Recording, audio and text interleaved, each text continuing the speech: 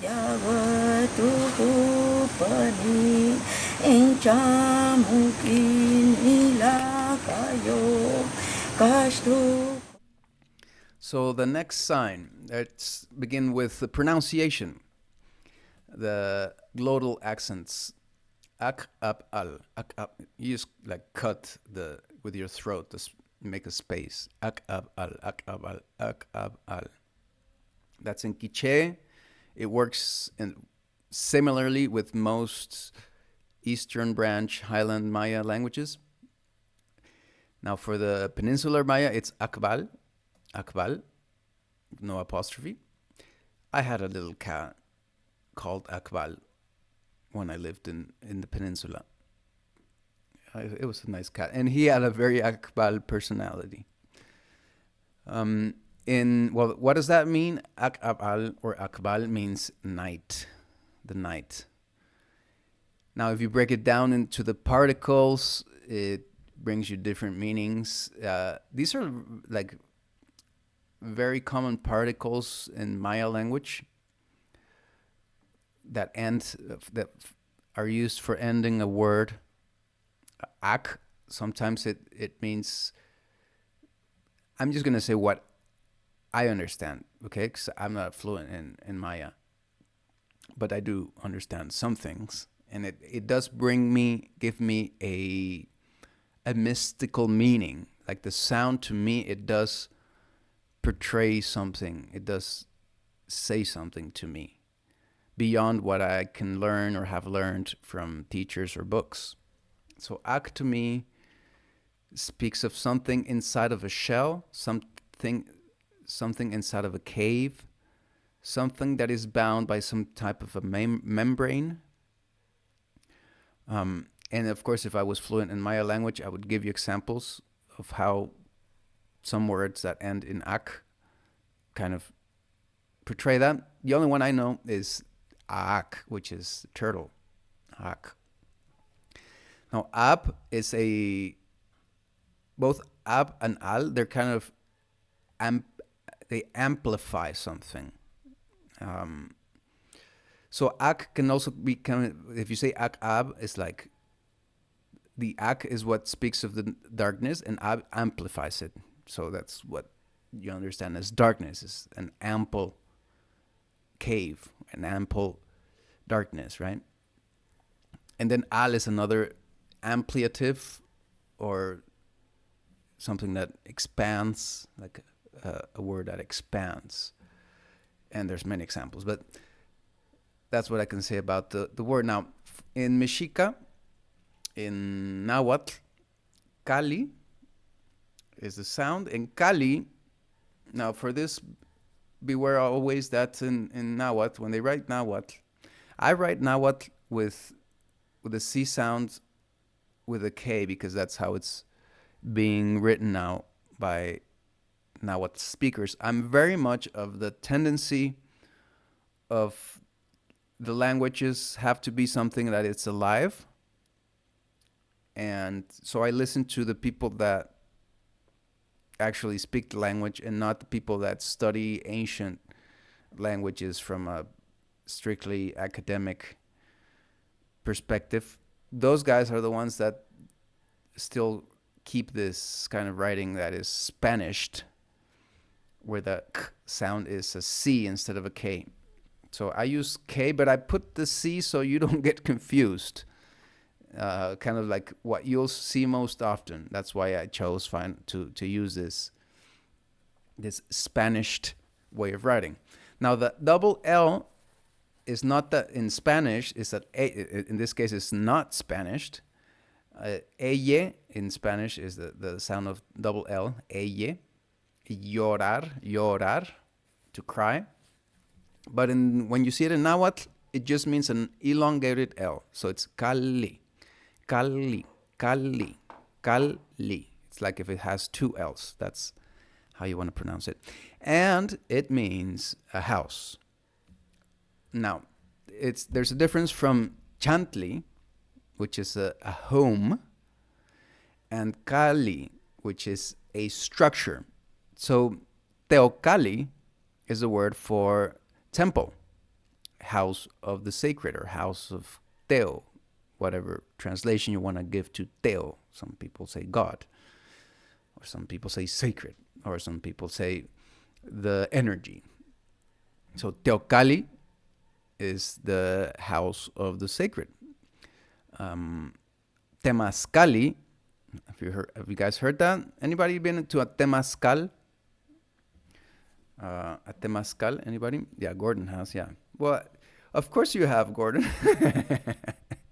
Gordon's been everywhere. Anybody else been to a Temazcali? Well, Temaztli means sweat, and Cali, structure, house or house, structure of sweat, or house of sweat lodge. That would be Temazcali. Now you can see this. Let's go with the symbols. In the Maya, Ak'ab'al, you have this little three pimples, these three things here, and then you have the. Now, I've always said, I've said before with the other signs that there is no fixed teaching on what the signs, the symbols mean. So I stick to what I see and I feel I understand from having drawn this for years and years and years and years. I didn't set up the other mic here, but I do want to draw it a little bit, because there's different ways to draw it, and we'll see drawing on the 5th module, but still to see the signs, it's a good thing. So I always see the three, this is always there, the 3 bumps. What do I see with that? Well, let's keep in mind that this is the 3rd sign, so there's a big clue. What are these 3 mounds, these 3 things that are always there with the Ak'ab'al sign? So the number 3, like the numerology of the number 3 is key on understanding Ak'ab'al on this sign. Another thing I see with these 3 mounds is a peyote plant. If you look at a peyote plant, it has kind of these spots right here. But if you look at it from the side, let me get some more light here. It's very sunny, so if you were to look at it from the side, it would maybe look like this. I kind of get that impression when I see this, okay?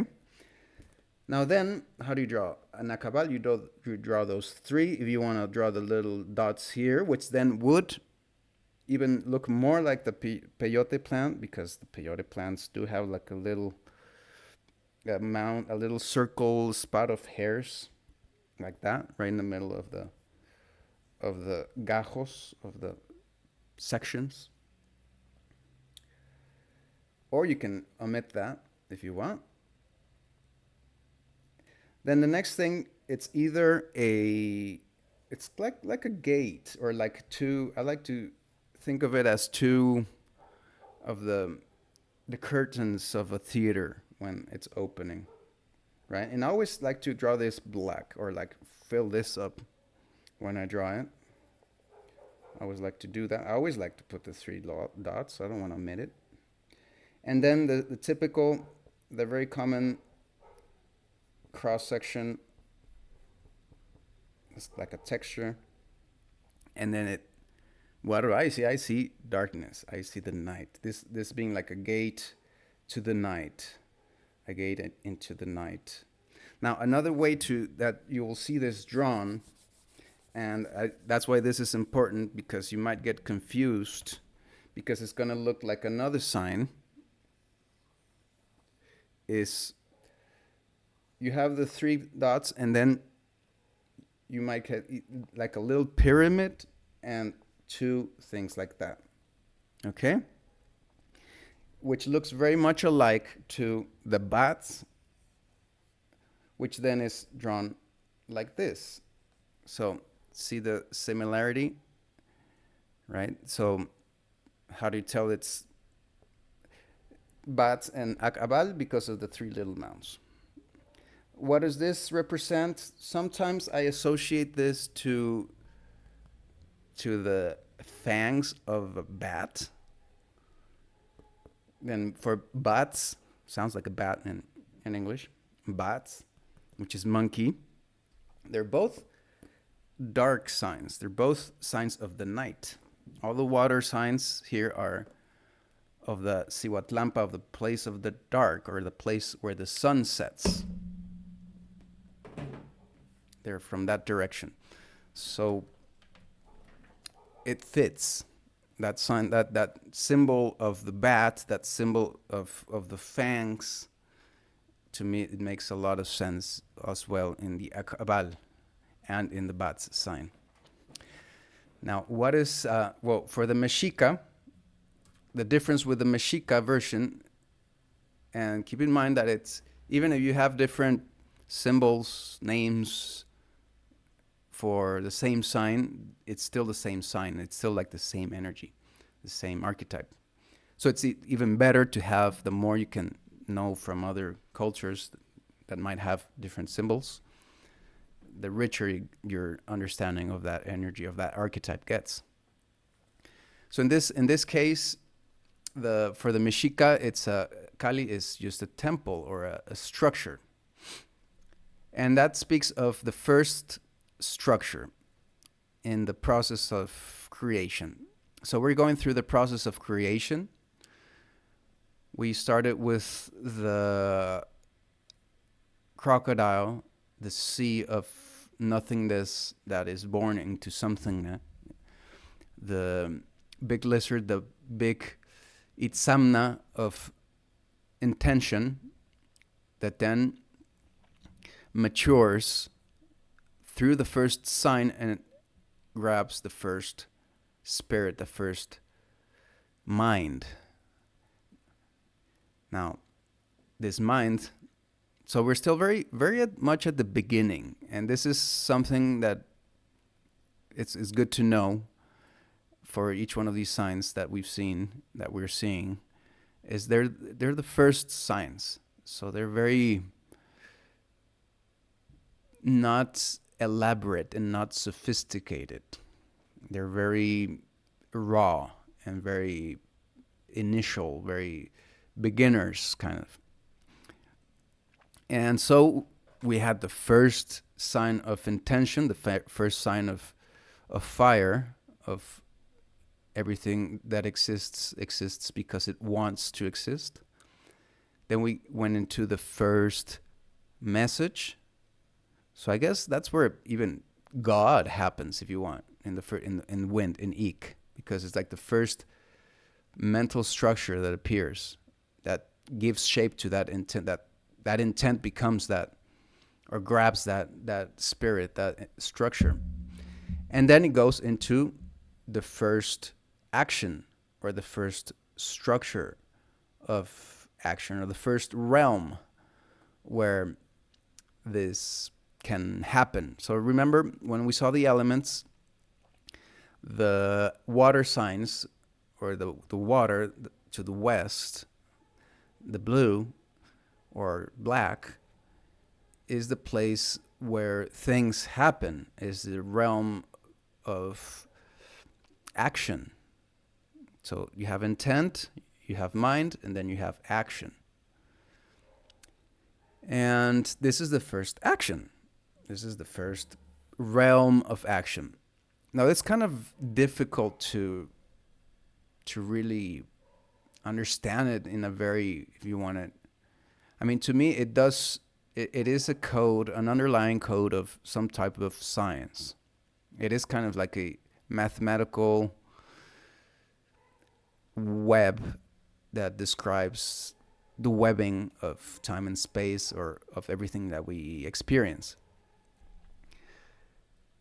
But then when you want to separate those threads, and you want to look at all the signs and all the elements, I have a hard time really imagining what the Ak'ab'al specifically is, or describing it.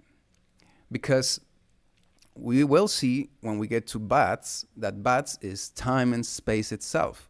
So we can say, okay, well, that's Bats.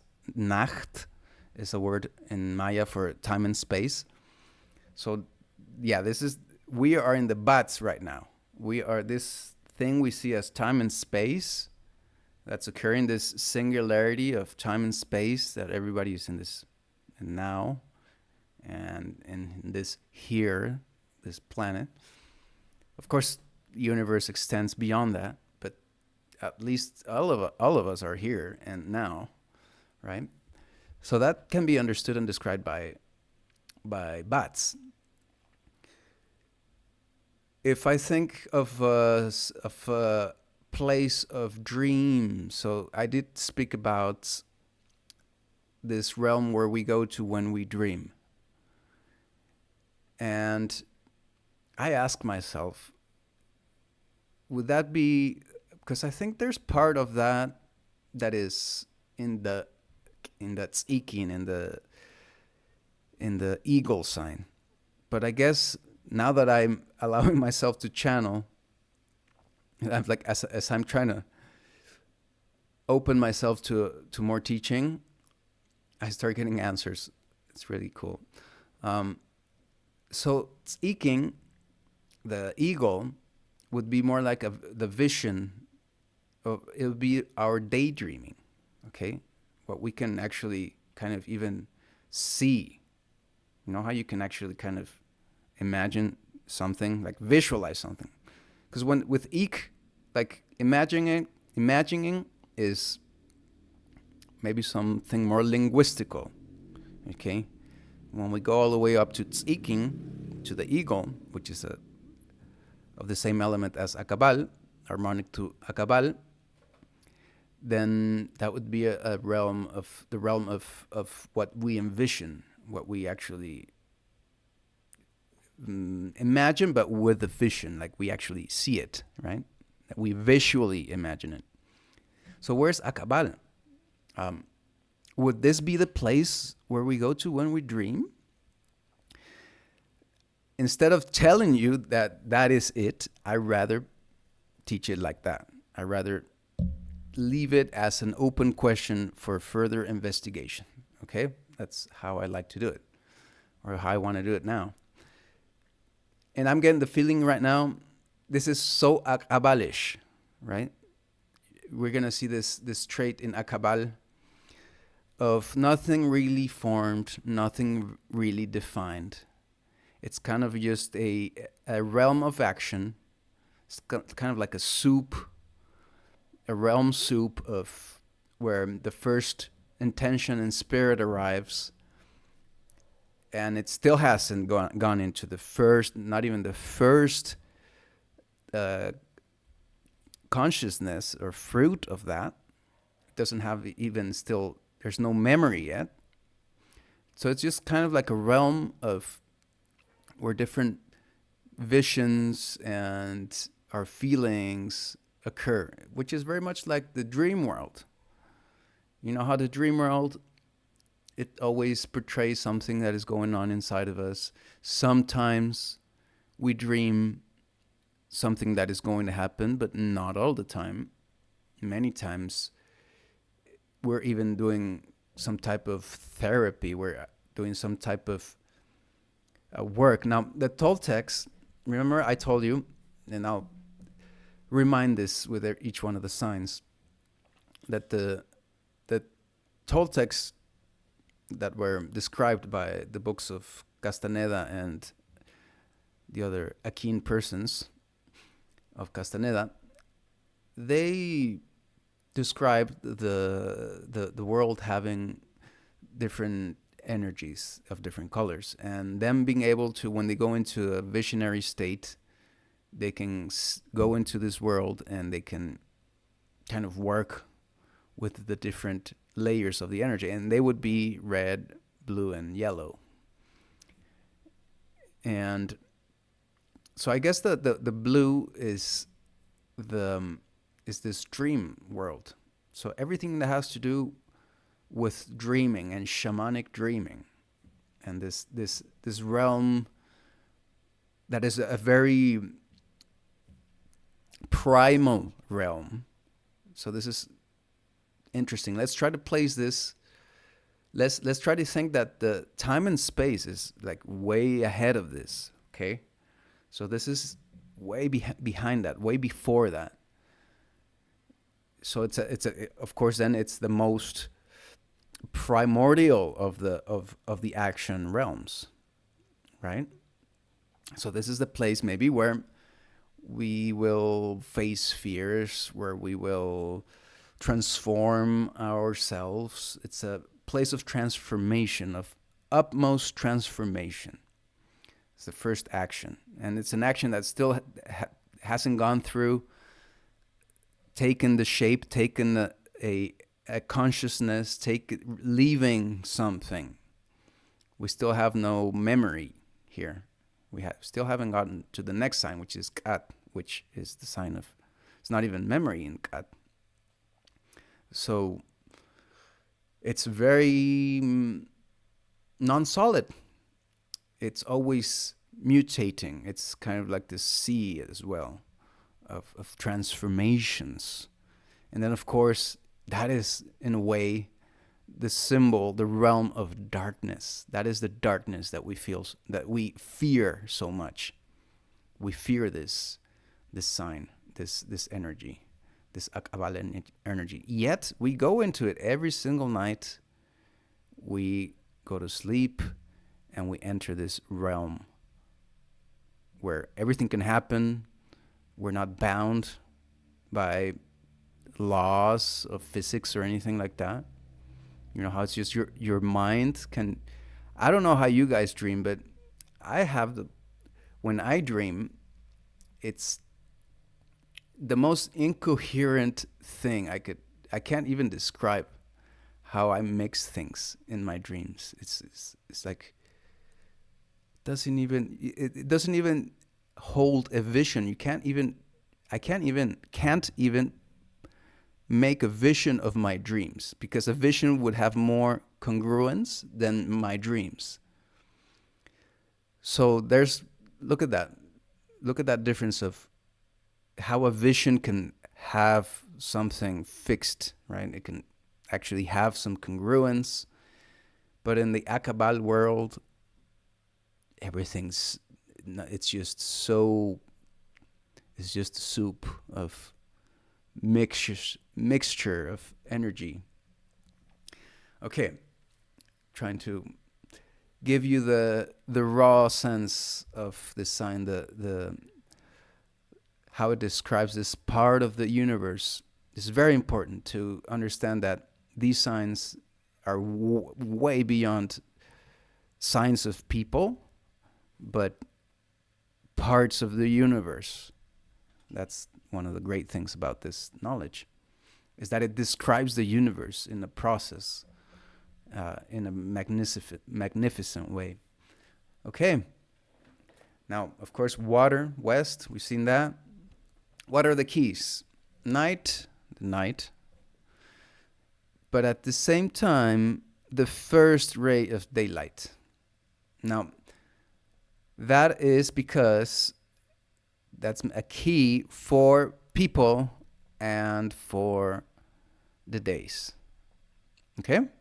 So when we experience Ak'ab'al day, we probably will experience some kind of darkness, some kind of even moody feeling, some type of... I prepare for the Ak'ab'al day. I'm like, oh, it's coming. It's like the Ik is the last, oh, everything's cool day. And then Ak'ab'al and Kat days, to me, are like, get ready. Get ready for something to happen. Because from Ak'ab'al, it can already get ugly. Okay? I mean, Ak'ab'al does open that gate of something can change. I guess what is ugly in this context is... and what is nice? Well, what is nice? Everything's okay. That means that everything's in place, everything's ordered, everything's predictable. We're just following the ways of our habits, of our lives, the cycles. We're following nature, we're being natural. But then we're faced with some type of transformation, some type of a problem. We hate fucking problems. And this is the time, the proper time for them to come. On Ak'ab'al and Cat days, especially Cat days are the problem day. Okay, we'll see that next up. But already from an Ak'ab'al, we can already start feeling that or seeing already some type of a situation happen. Or at least it can be a day when we feel, for some weird reason, very down, very moody, very sentimental. It's very overwhelming. For me, it's very extremely overwhelming. It's so easy to feel an Ak'ab'al day. It's like so noticeable to me. I don't know if somebody else, but to me it's so noticeable. It's like, since I'm ready and since I've chant the days every day and I now do a reading for you guys every day, then of course I'm very well prepared for it, but it still gets to me. It's like I'll be feeling at some point of the day like, if it's not sad or mad, I will feel weird. But at least that is like weird. Now, the day does go through a process of transformation. So it's not fixed. This is the interesting part of Ak'ab'al. This is the really, really interesting part of Ak'ab'al. And if you haven't been liking so far this sign, now you're going to like it, okay, with what I'm going to say. Because Ak'ab'al is this process, okay? It doesn't describe something fixed. It just describes change itself. So if you are in this moody, sad situation, loneliness, feeling, or you are presented with a situation that is that, it can be that you're not feeling that way. You can be feeling very good on an Ak'ab'al day, but then all of a sudden something happens that is really shitty. And you're like, okay, well, it's Ak'ab'al day. But then it resolves itself throughout the energy or throughout the day. That's what happens. So that's why it says here duality, because it has that duality of it starts as night, but it's what ends the night. That's why we have to love this sign, because it's the sign that can end the night. Now, what does this mean for people of this sign? This means, and hear me, that people of this sign are probably one of the most powerful nawals there is. People of this sign have the greatest power that somebody can have. They can change anything. They can accumulate impossible amounts of energy because of their nature, because of the nature of this energy, of this Nahualist sign. It can be that they don't use it, but if they do use it, they can make complete transformation. So this is the sign that Nahual that you want to look at and look for and ask and talk to. If we are to end all the bad situations that we're living today, this is the day that it would happen. This is the energy that would bring this about.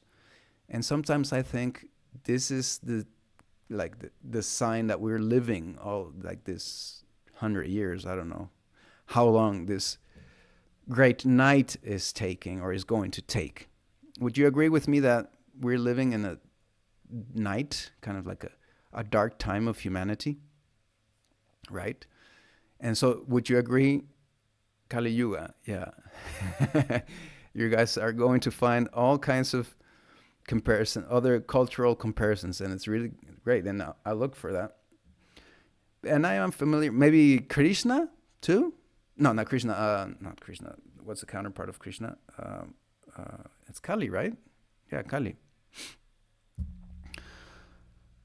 So this is, yeah, that transformation, that process that is necessary. So we want to go into a more enlightened world, a world with a lot more light, with a lot more love, with a lot more solid structures. We like solid structures, and we can make that. We're humans. We can do that. We can create a world like that. It's totally in our power. We can totally make a really nice world where everybody is good, everybody's okay. And it makes me think that the more I study about this and about the past of humanity, the more, because of course we're always taught about the cyclicity and that things are just repeating, and yes, that's true. But I do see somehow that that's true, but at the same time, we are kind of on the edge of something that has never been here. And you would have to imagine or think that needs to be possible in the universe. You have to have cycles that haven't begun, right? Or to say, what if we are at the end of the first cycle and we will begin a second very, very, very, very long cycle? And of course, we could try to tie that with the Milankovitch cycle, or 26,000 year cycle, which then is reflected in the combination of the calendars. And I'll go into that later on in advanced stuff, because it gets really messy with the Gregorian correlationship. It really gets awfully messy. But there is like a 26,000 year long cycle that the precession of the equinoxes takes, and that is reflected in the Mayan calendars. Okay, so what am I trying to say with that? That now, if we consider that there was a pre-diluvian humanity, which I think there was, it would be like 10,000 years ago, and even before that, so 26,000 years. That maybe that is the like, as long as humans have been here. Maybe we haven't lived as humans more than 26,000 years, but maybe somebody has evidence to disprove that. But whatever it is, we are in the beginning of something that hasn't been repeated a lot. I like to think that. I like to think that we're at the ending of a long night, and that we're not going to go into something that we've recently seen. We're going to go into something that is way better. That's what I like to think. And who can bring that about is Ak'ab'al. So that's a good thing. When you're in this night, and when this day happens, it always brings that. It always makes that happen. It always like forces that onto you. It forces you to go through the process of feeling bad or feeling sad or finding some type of darkness or being bothered by some type of darkness, and then you end it. You come out of it. And that's also a very important part of just our growth as living beings, is going through that. We have to go through that. We have to go through the night. We have to learn to go through the night. The rituals of velación, of staying up all night, very common in many cultures. When I asked my godmother about it, she answered, like, I asked, why do we do this? Why is it done? It's like because we celebrate getting over the darkness. It's something that it doesn't happen by itself. I mean, of course, you can do nothing and the sun is going to come out, right? But you do have to go through a process yourself in this lifetime, maybe in each lifetime, of going through your darknesses, of allowing yourself to be immersed by your darkness. Now, how does this play out in a destiny? And this is going to get interesting for those wanting to know people of this sign. People of this sign, with this sign as their destiny sign, they are going to be drawn into some type of profound change. Transformation, duality, change. Characteristics of the people: happy and juvenile with special powers over darkness. Yes, I talked about that very big power they have. And here where it comes. They face many changes in their lives, and that makes them very strong. Now, with this Cholki sign reading, you can anticipate this kind of predictions on people. You can, like, grosso modo, put it on them. So I can grosso modo, of course, there's always nuances and there's always exceptions, but I can quickly say to somebody that is Ak'ab'al that they are going to leave their home, that they are going to be poor, and that they are going to have a great loss. One of those three or those three. It's almost guaranteed.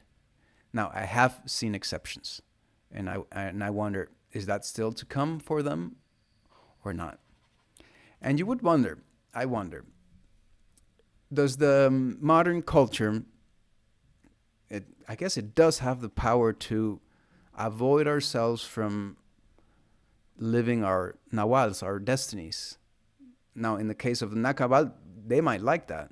They might like sticking to a situation where they don't have to go into no darkness, into any loss, into any grief, into any nothing. And I've seen that in some of the people of this sign. They stick very strongly to a situation because they know their energy is drawing them to be erratic, to just leave, to just go away, to just or it's the type of person that easily goes into like a long stage of depression or a long situation of drug use or of abuse of something, or they might, I mean, it's not like they're mean people or bad people, but they might face a situation, and I wouldn't judge them. I would just say it's their destiny, where they, I don't know, to think of something, I never met somebody that had that, but let's say somebody kills someone, okay? Of course, you can go and judge him, but you can put yourself into his shoes and maybe think, maybe just the situation played out like that. And of course, he could have avoided it, but he didn't, and he ended up killing someone. And so, of course, if you do something like that, you are going to go into a long period of going away, of getting away, of going into some type of darkness, of moving out. So whatever it is, you can almost predict that for a person of this sign. You can predict that it's very common for them to be, I have seen a lot of them be, they're orphans. It's very common being an orphan. If you're of this sign, it's very common to see one of the parents die at an early age. It's also very common to see people of this sign living somewhere where they weren't born, or moving away. And it says here they will have success abroad, not at home. So that's when some people of this sign might intuit this energy in them and might try to avoid it. And I don't know if somebody has avoided it all of their life. Maybe they have. Maybe they were successful. I would think a woman would be. I mean, I have seen young women of this sign just totally attached to the most superficial life, because you can see it in them that they have this amazing power of transformation and of, I mean, let's say no more about being smart, about being creative. All of those attributes are with the person Ak'ab'al. A person Ak'ab'al has all the attributes, all the talents you could ever want and have. It's all in them, right? It's not like the next sign where you can almost grosso modo say they're stupid. Not Ak'ab'al. Ak'ab'al, it has it in him or in her. They have that intelligence, that power, but they can be so afraid of it, of their own power and of their own destiny, because let's look at the lesson that this has for us. The best way to transform yourself is to let go, and to put yourself in a situation of a lot of change. Leaving your home, leaving your parents, quitting something, leaving someone, and you can say, "Oh, he's such a bad person. He left his family. He's just following his. He's being a good person. He's following his destiny, his energy, his nawal. He's been called by his nawal, and he's following in it." So I've seen that in persons of this sign. I've seen them drawn by that and taken by that. And I've seen people that have crossed that they are very powerful, very happy people. I've met very, very happy people of this sign, but those are the people that have allowed themselves to go through the night, to go through a transformation. Sometimes they didn't have to look for it; that life put them there. Life gave them a situation where their parents died or something really, really bad when they were little, and of course, and you see them, and you see that they're really strong, smart, powerful, happy people. And you ask yourself, how did that person pull that off? And they're very powerful. Of course, they seek truth then and wisdom like no other. They have that quest of not deceiving themselves. And I guess that's where the person that chooses to not allow themselves to go into that transformation is going to have a hard time, is going to be very depressed or very moody. I've met Ak'ab'al people like that.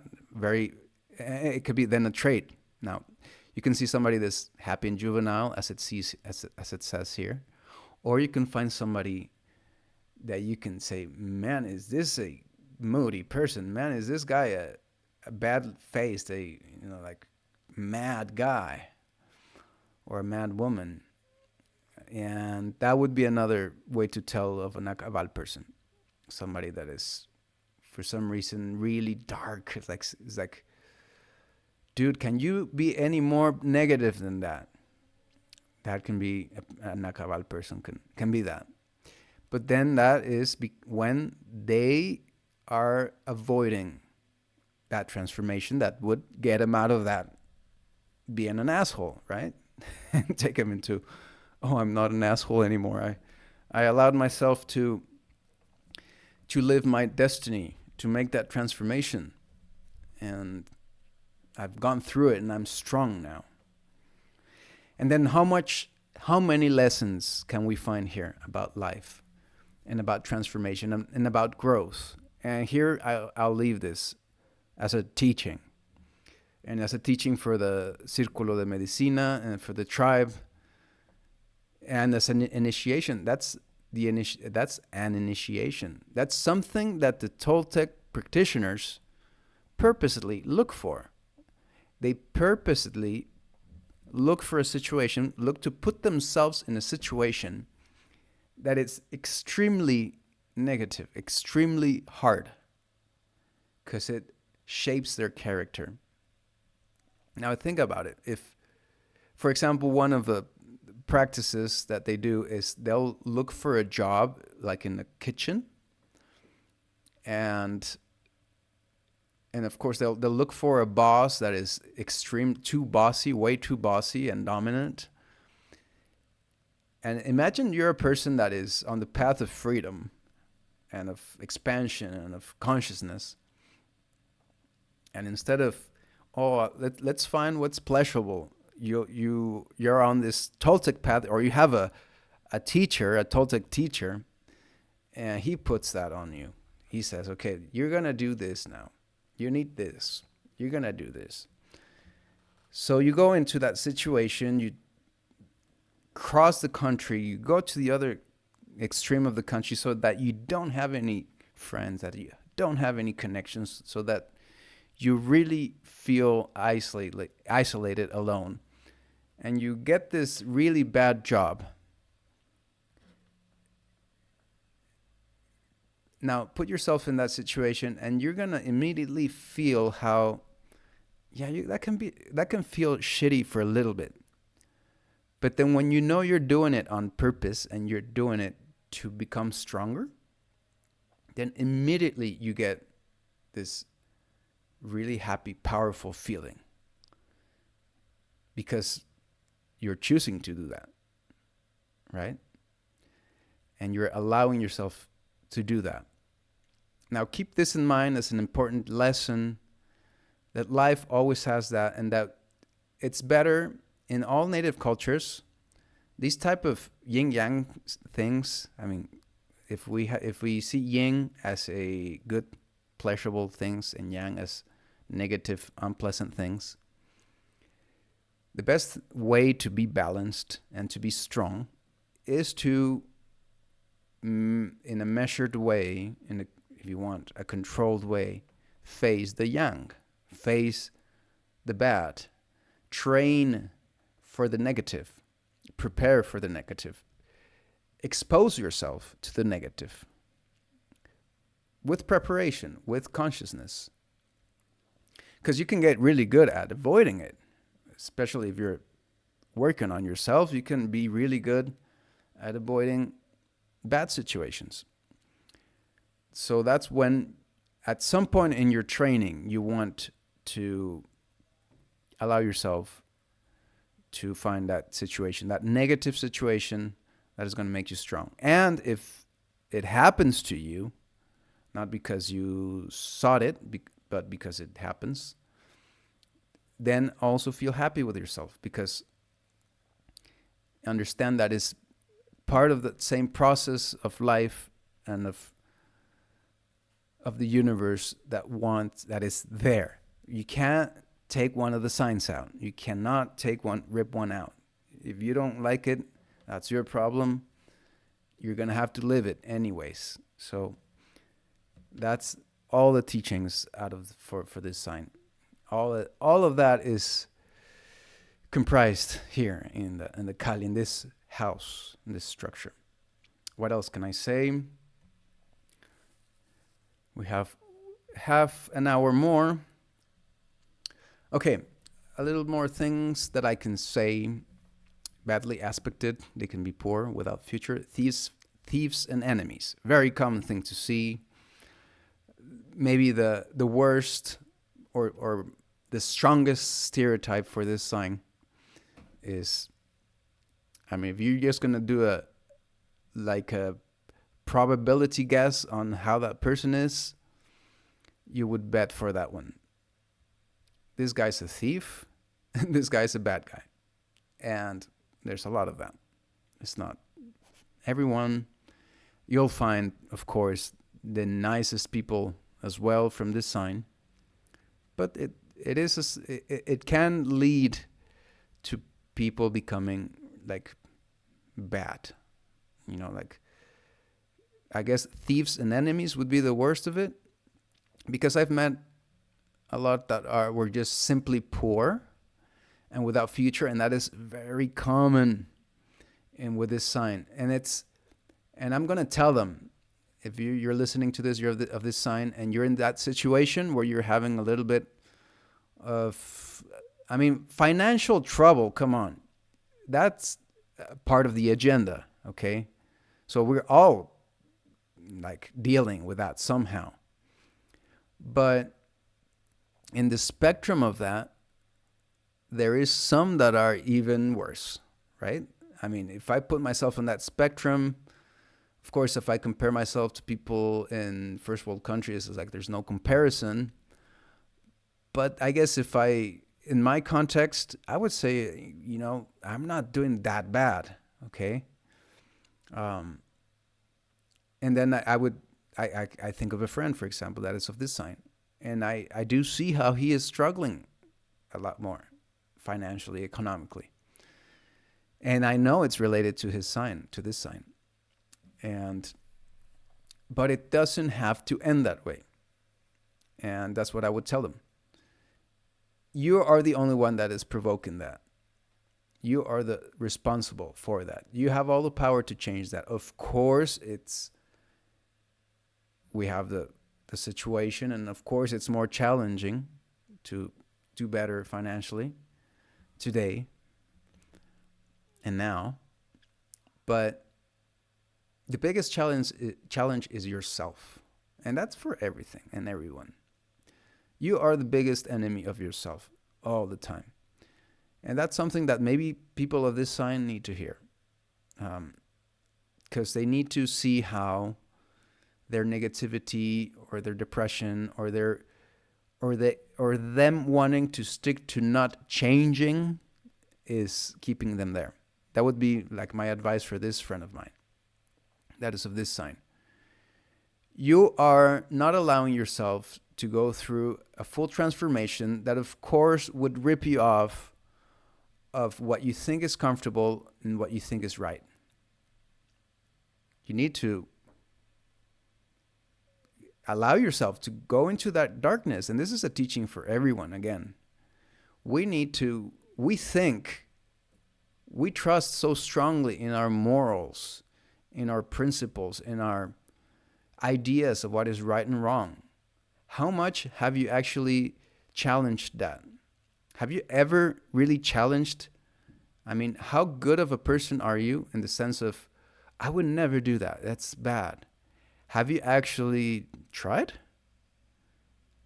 Have you actually allowed yourself to do a bad thing? So that would be a lesson from this sign too. How you need to allow yourself to go into the darkness, to live the darkness, and you don't need to provoke something. It'll happen naturally. You just need to let it flow through you and flow with that. But understand that you have to go into it. Don't avoid it. Don't try to swim back up. Swim down. Go deep in that.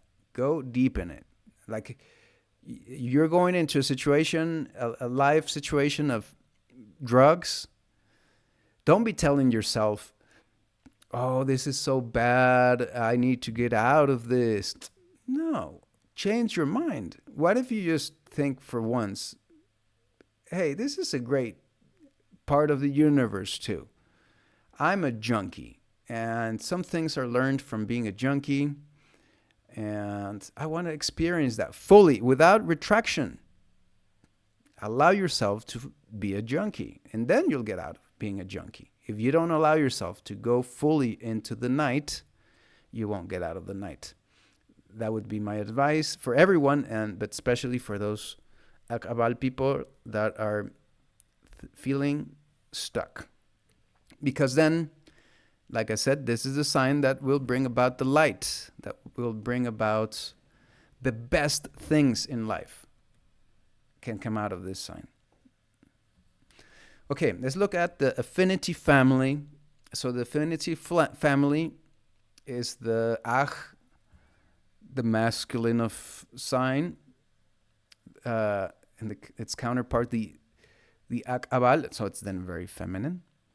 But then it's not the sign of femininity, because remember, all these two are masculine and these two are feminine, okay?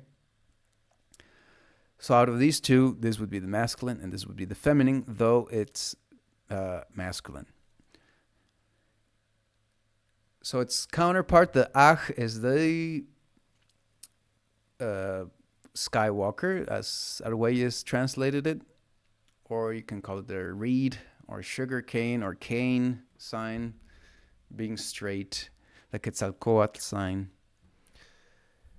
And it's interesting, and this is a good example of how affinity signs can have that affinity, but they can be so completely contrasting, like so different. Because Ach is a very righteous, want to be good, kind of Puritan kind of personality. And Akbal is not. Akbal is, my life is shit and I'm shit. But I'm powerful. And you're an idiot. And that is true. It can be very true. It's like Akbal can criticize Ach for being or Ach could criticize Akbal for being poor, for being dirty, for being bad, for being negative. And then Akbal would look at him, but he would see all the things in Ach that would just make him have the opinion of, you're an idiot. You're superficial and you're stupid. And it would be true. And yet, they're the best complement. Those two guys go together. Okay, so then the other ones would be Tihash, lightning, and Anil, the star or the rabbit. Now, since I'm a Tihash, I'm going to say a little bit some things from the standpoint of how I can relate to this, okay? So I'm just going to give you like how I see my affinity signs, okay? So if I see a person of my own sign, and I'm going to focus on women because I am a very normal guy with a lot of sexuality, and I like women, okay? I like women. So if I see a Tihash woman, oh, very, very nice, very attractive, very smart, very spot on, very sharp woman, it could work. Yeah, I don't get to meet a lot of those. Or I've met very broken Tihash women. If I see an Ach woman, to me it's like, man, I don't like them. They're supposed to have affinity with me, but first of all, they're too masculine. So they are really like masculine. Like they are the sign of masculinity. So women of Ach, I mean, you could think they're feminine because they're women, but they act from a very masculine mindset. And I don't like that. For some reason, I'm a very feminine sign and I have a lot of feminine traits. But at the same time, I'm very much attracted to feminine traits. I used to think the contrary when I was younger. I would think in a complementary sense, oh, I must like masculine traits. And then I figured, no, I actually like feminine traits. I guess the only thing I like about masculine traits is the initiative. The fact that that's something I really, really wish was more present in women, is a lot more initiative, a lot more proposition, and not a lot more objectivity, not so much subjectivity. But then Ach sign, Ach women, and even Ach man, I don't really like them that much. Now, Anil is my favorite. Then I have my oldest daughter is Anil, and so I have that really strong relationship already with the best sign for me, like Anil. And then the Ak'ab'al, I see Ak'ab'al women as really attractive, and I always see them like as this type of women. But then if I say women, because I'm a man, I'm talking about from my standpoint, but it can be turned around, okay? So it can be a man too. I always see them as very dreamy, kind of like, oh, I wish I could go into that dream world where I had that woman. That's one of my kind of like images I get when I see an Ak'ab'al woman, if it's an attractive one. I will see, oh, she's really, I've always wanted that kind of a woman, right? So I put myself in like in a dream. I imagine having that relationship, but then I imagine having that relationship like a dream, because that would be the only way I could have that relationship, because then most of the women I've known of the Ak'ab'al sign are shielded in this. They almost look like if they try to avoid reality. They like to stay in a dream world, kind of. They don't want to get out of that. And that dream world is not really dream, it's more like nightmarish. So, since I already know that, I might get a first very attractive impression from an Ak'ab'al woman, but I already know that it would be a nightmare to work it out. So I don't even try it. Okay, I share that so you know a little bit. So what would you call this family? The crazy guys, the intense guys, the powerful guys. Now that would be a good one. The powerful ones, the powerful family. And you'll notice that if we were to go into especially the Mexica version of the calendars that has a year count, they have, and this is absent in the Maya. Well, no, not really. It is present in the Chilambalam books, in the counts of the Katun and the Tun. But you won't find it in the stele in the classical Maya period. Okay, you won't find a year bearer. So there's, or maybe I'm wrong, but as I understand it,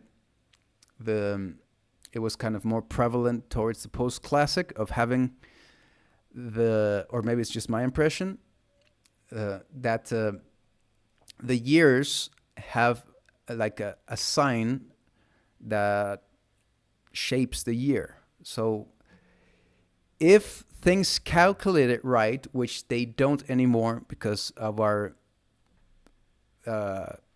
change into the Gregorian way of calculating the 0.24 days that the year cycle has, the 365.24. So we add 1 day each 4 years, and it's different from what the Mesoamericans did, which was adding a fourth of a day each year. So you would never actually count 366 days. You would always get 365 days. So if you have those calculations, if you were to have that, and that is not working anymore, and I'll try to go into that later on or in the advanced workshop, this is not going to play out anymore. Where you get at the beginning of each year, you get one of these signs, okay? So that's how it was in the times of the classical period or post-classical period, where each year would begin with one of these signs on the Cholkij. It would coincide. And it would change. So they were the year bearers, like the year. And the way I like to think of that is that these guys are the guys that carry the weight. And I think of it myself, and I think of it of any one of these signs. These are the signs that are responsible for everyone. These are the signs that are responsible to give meaning, to give shape, to transform, to give beauty to life. So, and you will notice, if you're of this sign, or you will notice with a person of this sign, that life gives them more, in the bad sense. It's like they always have to carry more,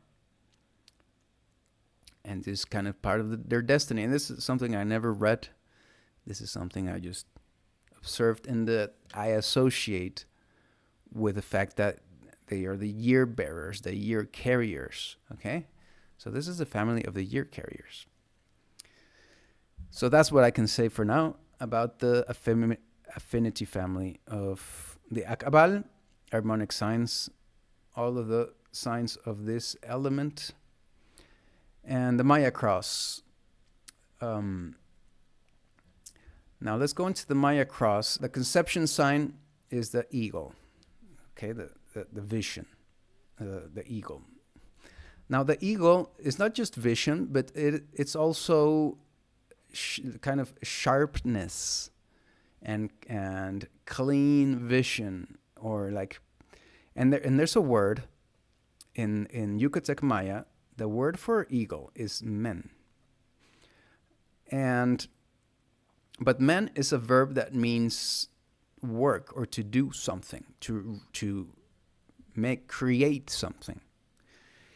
And in the peninsula, the Mayas there, they have something called the Ahmen, which is the equivalent of the shaman, or that's the word for shaman in the Yucatan, is Ahmen, the Ahmen. But literally it means the man that does the work, or that does things, or that creates, that makes it happen. So that's one of the traits of the eagle. This kind of, not everyone is like that, not everyone wants to create stuff. So Ak'ab'al kind of sees that. So it's not eagle. So let's keep that in mind, that the one that would want to be creating stuff is the eagle. So this is Ak'ab'al. So this is kind of maybe a childish idea that he had. He had all this creativity, he had all this vision of what he wanted to do. But then this destiny sign is bats, and is time and space. So time and space, life itself, has brought him something else, and that cuts him off from that childhood memory, that childhood vision, that childhood dream, that they shouldn't cut off. You have to connect that, and Ak'ab'al needs to connect that vision, and needs to bring back that vision, and needs to see how they can create. Now I've met Ak'ab'al. I know an example of an Ak'ab'al person. He's never had a big loss. He inherited a whole bunch of money, and he's just a film creator, a creative person. Of course, then he does have a lot of interest in the mysteries of life. He thinks, or calls himself, a shaman. So if we do see a person that is of this sign, that this normal reading of destiny does not fit, where they haven't gone through any loss or any grief or anything bad, on the contrary, everything's been so good to them, then they are probably going to have that very strong connection with their creative ego, and they're going to be very good at doing things, very, very good at accomplishing things, and they're going to have a very big attraction to the mysteries of life. Okay? Then on the contrary, if we see a person that has suffered a lot of losses, suffered a lot of poverty, then they're not going to be as attracted to mystery, and they're going to be more focused on just trying to make a living, on trying to find stability, and on trying to find just feeling good about themselves. But then they have so much power that all that can just erase and change. And you could describe that maybe with the bat sign in their destiny, where bats, the monkey, it's supposed to be the monkey is supposed to be this entity that can create time and space, that can create situations, that can enact. So a lot of enacting. So they look up to that. That's what I normally see with the Maya cross. People, the sign that they look up to the most is the one that they have at their destiny, right? So, for example, I used to admire so much, or maybe at a younger stage, because I used to admire Keme signs, people of Keme, because of their fearlessness. And of their ability to just jump into things without, shivering. It's like just death signs are like that. So from that is that I think that each sign looks up to their destiny, or to the sign that they have in their destiny. So anyone that is of that sign is going to be like, oh, that's an example for me. But then in bats, we'll see that there's a lot of not that good people. Bats is a very common sign for somebody that is simply not interested in being good. And so if you have that as your destiny sign, then a lot of change. Can you see the change? That contrast, that extreme change from the eagle to the monkey. Well, change is in the way. That's why this is change. Now, the hemispheres, you have the Noch, nobility, and the cycles of the earth as one of the powers, and the Toch, the karma dharma principle, and the ritualistic principle. So that means that they have the power to use rituals in their good, for their own good, and fire and water, and maybe even when we see Toch, I'll explain more about this. I'll come back to Ak'ab'al. I'll remember coming back to Ak'ab'al when we see Toch, and because it'll take me a long time to explain how rituals can sometimes encapsulate and kind of constrict things, okay? And so then Ak'ab'al has that power, okay? And on the other hand, it has, Noch would be the cycles of earth and the inner knowledge of movement and of cyclicity. And so that gives them a very strong connection with nature, in the sense of their natural cycles, their natural processes, the knowledge of the internal movements of things.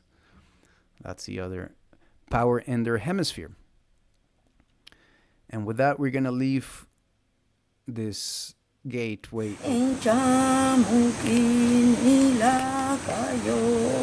Kayo,